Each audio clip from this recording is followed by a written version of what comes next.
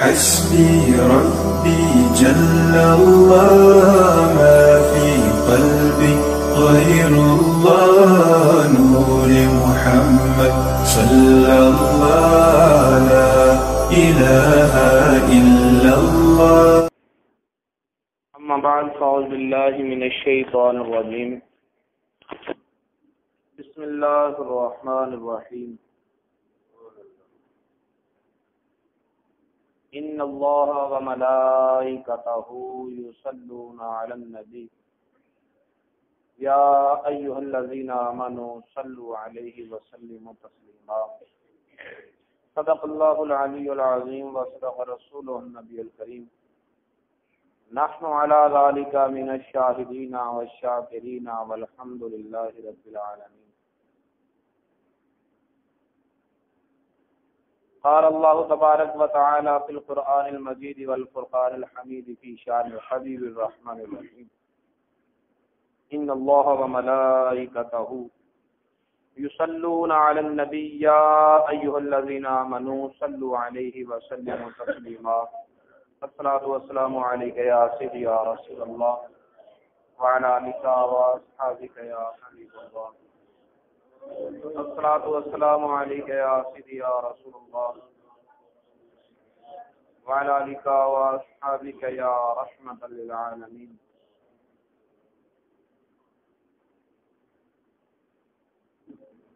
چمک تجھ سے پاتے ہیں سب پانے والے، میرا دل بھی چمکا دے چمکانے والے.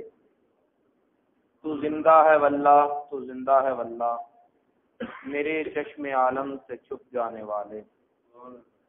چمک تجھ سے پاتے ہیں سب پانے والے، میرا دل بھی چمکا دے چمکانے والے. انتہائی عزت و احترام کے لائق حضرت العلام واجب الاحترام محترم مقام حضرت علامہ مولانا عطاء المصطفیٰ رضوی صاحب مدہ ذلہ العالی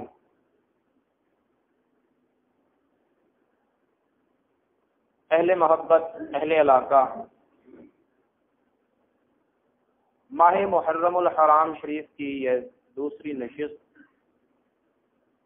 اور ذکر اہل بیت اطہار کے سلسلے میں ہمارا یہ اجتماع اللہ رب العزت کی بارگاہ پاک بارگاہ میں دعا ہے حق سچ بولنے اور صداقت و راستی کے ساتھ سامنے اہل بیت کو مضبوطی کے ساتھ تھامے رکھنے کی توفیق عطا فرمائے.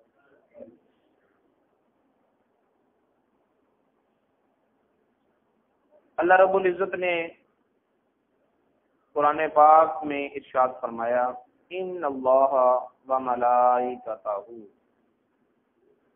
یصلون علی النبی، بے شک اللہ اور اس کے فرشتے ذات مصطفیٰ پر درود بھیجتے ہیں.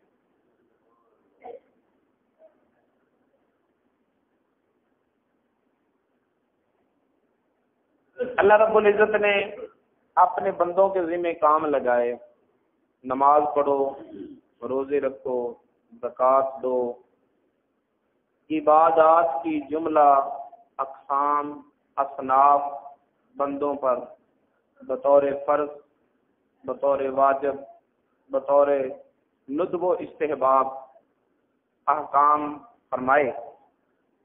اب وہ معبود ہے، عبادت اس کے لائق نہیں، نہ اس کی شیان شان ہے، وہ خود معبود ہے. بندو تم عبادت کرو اور ایک کام میں اپنے ذمہ لیتا ہوں، عبادت تو میں نے نہیں کرنی، میں اپنے محبوب سے محبت کرتا ہوں، میں درود پڑھتا ہوں. یہ علیحدہ ایک بات ہے کہ ہمارا درود کلمات پر مشتمل ہے. اللہم صلی علی محمد وعلی آل محمد صلی اللہ علی حبیبہ محمد وعلی آلہ وصحبہ. لفظ، کلمات، کلام. اللہ رب العزت کا درود کلمات پر مشتمل نہیں بلکہ افعال ہیں کہ اللہ اپنے محبوب پر رحمتوں کی بارش کرتا رہتا ہے، اپنے محبوب کو اپنے قریب سے قریب تر کرتا رہتا ہے۔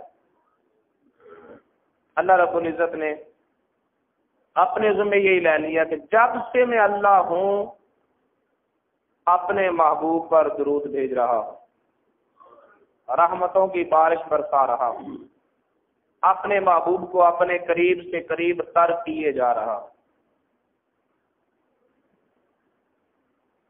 جس وقت یہ آیت کریمہ نازل ہوئی اس وقت نماز میں جو السلام علیکہ ایھا النبی کے الفاظ ہیں وہ تعلیم فرمائے جا چکے تھے۔ تو صحابہ کرام نے عرض کی یا رسول اللہ صلی اللہ تعالی علیہ وآلہ وسلم، ہمیں یہ تو پتہ ہے کہ آپ پر سلام کیسے بھیجنا ہے، کیونکہ وہ تو تعلیم ہو گیا، السلام علیکہ ایھا النبی ورحمۃ اللہ وبرکاتہ۔ اب ہمیں یہ تعلیم فرما دیں کہ ہم نے آپ پر صلاۃ کیسے پڑھنی ہے، آپ پر صلاۃ کیسے پڑھنی ہے۔ تو نبی پاک صلی اللہ علیہ وسلم نے فرمایا صلاۃ یوں پڑھنی ہے، اللہم صلی علی محمد وعلی آل محمد، اللہم صلی علی محمد وعلی آل محمد۔ یا رسول اللہ پوچھا تو یہ ہے کہ آپ پر صلاۃ کیسے بھیجنی ہے؟ طریقے میں ارشاد فرمایا کہ جب مجھ پر صلاۃ بھیجنی ہے تو میری آل پر بھی صلاۃ بھیجنی، میری آل پر بھی صلاۃ بھیجنی ہے۔ ایک اور روایت میں نبی پاک صلی اللہ علیہ وسلم نے ارشاد فرمایا لا تصلوا علی بطرا، مجھ پر تم درود بطر نہ پڑھا کرو۔ یا رسول اللہ درود بطر کیا ہے؟ ارشاد فرمایا جس میں میرا تو ذکر ہو میری آل کا ذکر نہ ہو وہ درود بطر ہے۔ جب مجھ پر درود پڑھو تو میری آل پر بھی ساتھ درود پڑھا کرو۔ اس سے یہ پتہ چلا کہ نبی پاک صاحب الاولاد صلی اللہ تعالی علیہ وسلم کو فقط اپنی ذات پر درود پسند نہیں، آپ نے اسی درود کی تعلیم فرمائی جس میں ذات مصطفیٰ کا ذکر بھی ہو، آل مصطفیٰ کا ذکر بھی ہو، اور ارشاد فرمایا کہ مجھ پر وہ درود نہ پڑھو جس میں میرا ذکر ہو میری آل کا ذکر نہ ہو، جب مجھ پر درود پڑھو تو ساتھ میری آل پر بھی درود پڑھا۔ اب اللہ رب العزت جو نبی پاک صلی اللہ تعالی علیہ وسلم پر درود نازل فرماتا ہے تو اس کا مفسرین نے ایک تعلق اس آیت سے بھی جوڑا کہ وَرَفَعْنَا لَكَ ذِكْرَكَ، محبوب تجھے ہر لمحہ بلمحہ رفعت ذکر کے نعمات سے نوازا جاتا ہے، اور اس میں یہ بھی ارشاد ہے کہ اللہ کا محبوب تجھے تیرے ذکر کی رفعت بلندی اس کا مقصود ہے تو راضی ہو جائے، تیری خاطر تیرے ذکر بلند کیے جا رہے ہیں۔ اور دوسری جگہ ارشاد فرمایا والا سوفا یعطیک ربک فترضی، اے محبوب اللہ تجھے اتنا دے گا اتنا دے گا اتنا دے گا کہ تو راضی ہو جائے گا۔ گویا کہ اللہ رب العزت کا منشا مقصود یہ ہے کہ میرا محبوب راضی ہو جائے، تو جب محبوب کو راضی کرنا مطلوب ہے تو محبوب کو راضی اس درود سے ہوتا ہے جس میں محبوب پر بھی درود ہو، محبوب کی آل پر بھی درود ہو۔ تو ماننا پڑے گا اللہ جب سے اللہ ہے مصطفیٰ پر درود پڑھ رہا ہے، مصطفیٰ پر درود بھیج رہا ہے، رحمتوں کو نازل فرما رہا ہے تاکہ اپنے محبوب کو راضی کر دے، تو محبوب تو راضی تب ہوگا جب محبوب پر بھی درود ہو، محبوب کی آل پر بھی درود ہو۔ تو ماننا پڑے گا اللہ رب العزت جب سے اللہ ہے، جب سے درود پڑھ رہا ہے، جب سے رحمت نازل فرما رہا ہے، مصطفیٰ پر بھی رحمت نازل فرما رہا ہے، آل مصطفیٰ پر بھی رحمت نازل فرما رہا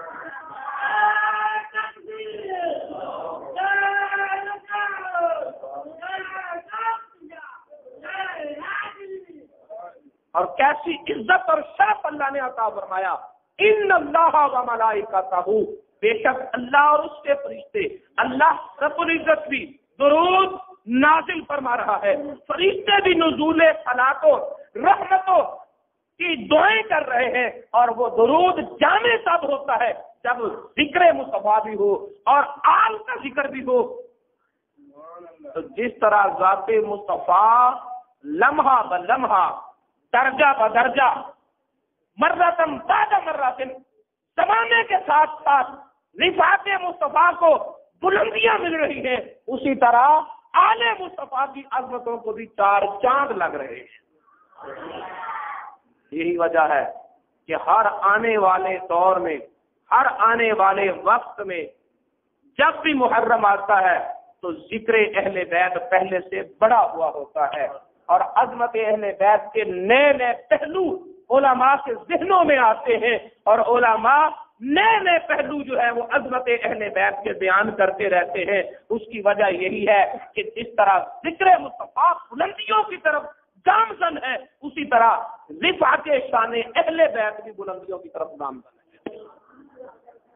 اسی آیت کریمہ کو مد نظر رکھتے ہوئے حضرت امام شافعی رحمۃ اللہ علیہ نے فرمایا تھا کہ فَإِنَّ حُبَّكُمْ يَا أَهْلَ الْبَيْتِ فَرْضٌ، اے اہل بیت تمہاری محبت فرض ہو چکی ہے۔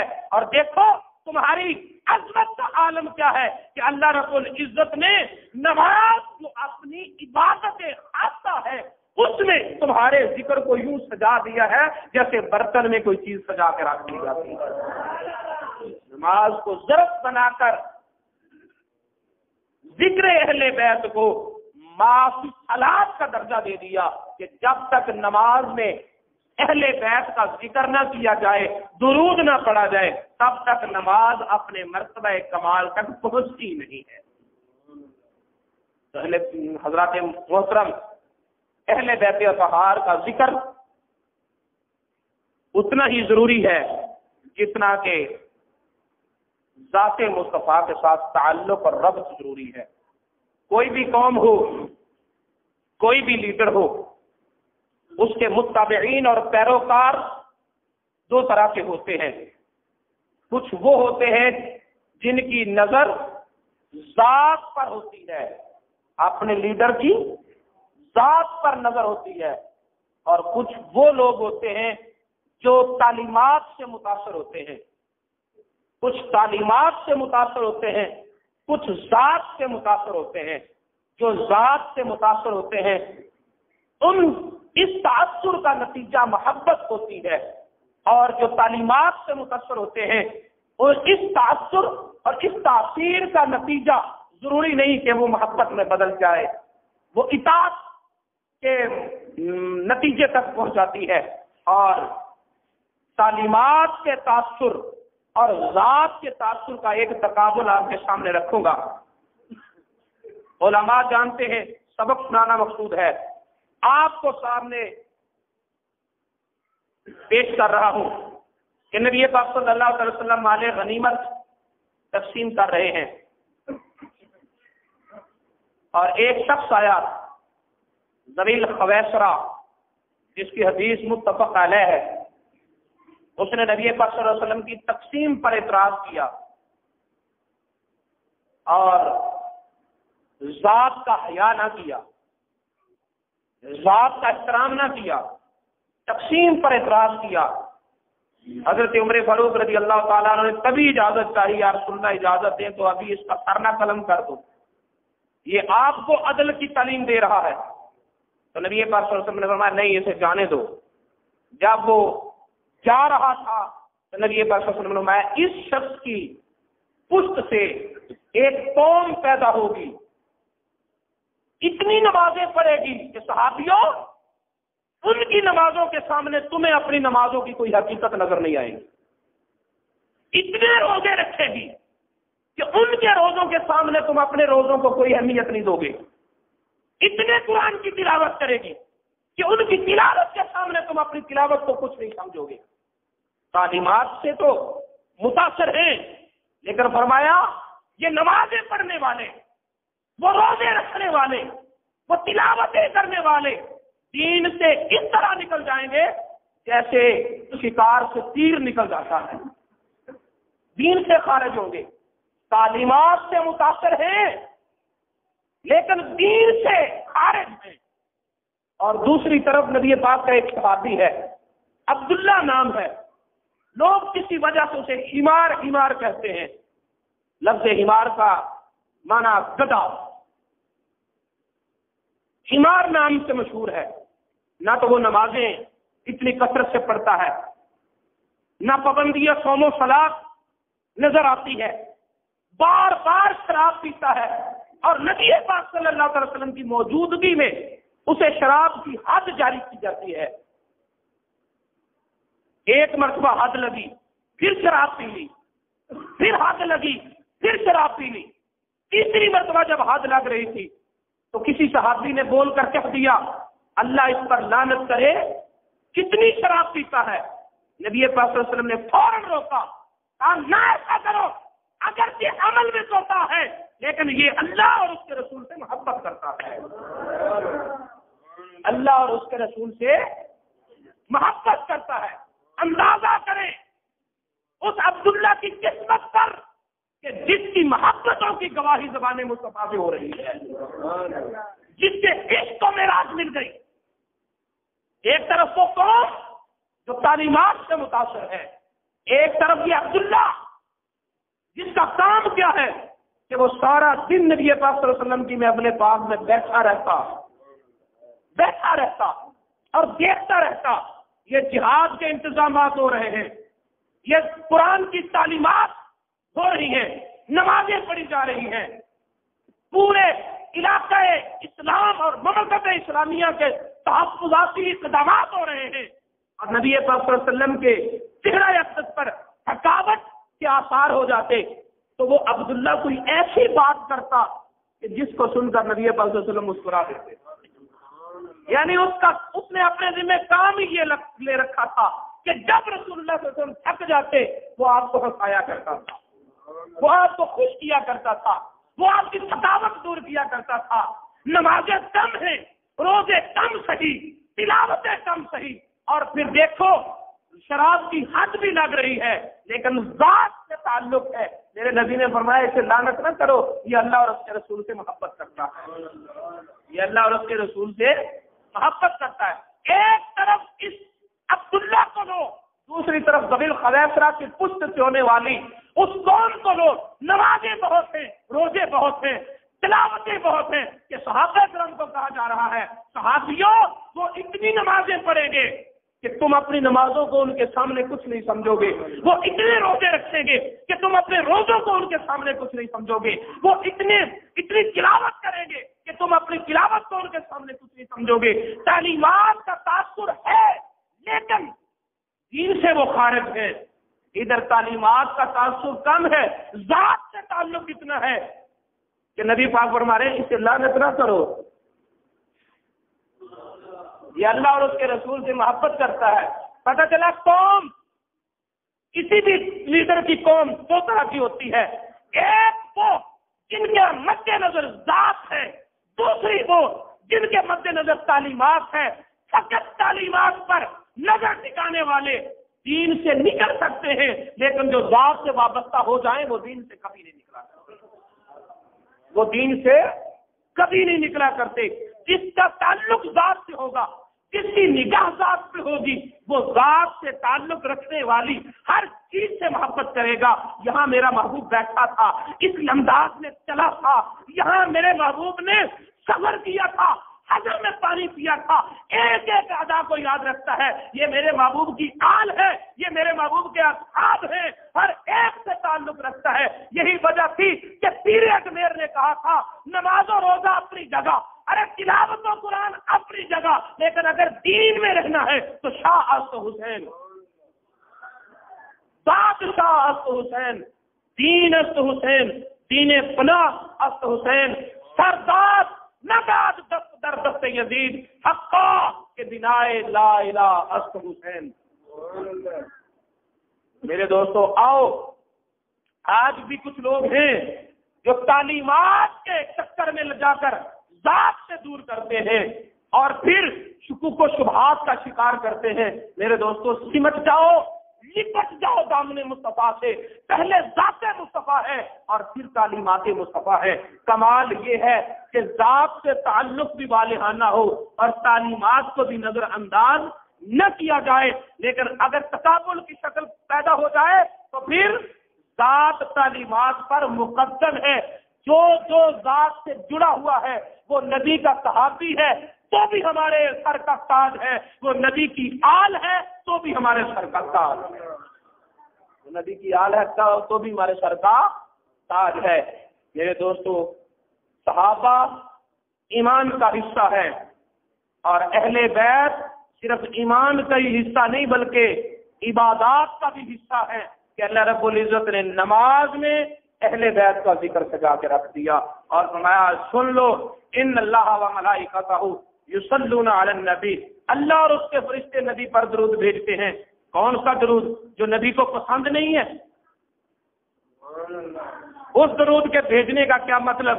نبی پر درود وہی بھیجا جاتا ہے، اللہ بھی وہی درود بھیجتا ہے جو نبی کو پسند ہے، فرشتے بھی وہی درود بھیجتے ہیں جو نبی کو پسند ہے، اور نبی کو وہی درود پسند ہے جس میں نبی کا ذکر بھی ہو اور اہل بیت کا ذکر بھی ہو۔